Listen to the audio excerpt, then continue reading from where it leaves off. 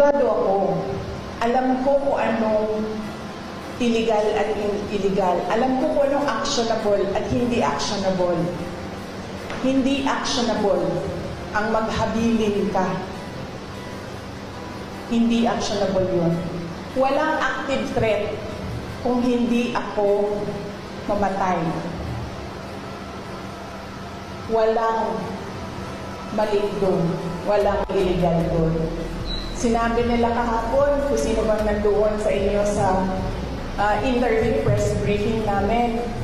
Sabi nila,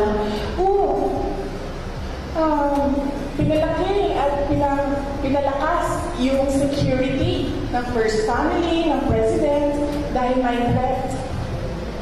So ako, napaisip ako, nilalakasan niyo yung security niya? Ibig sabihin na yun,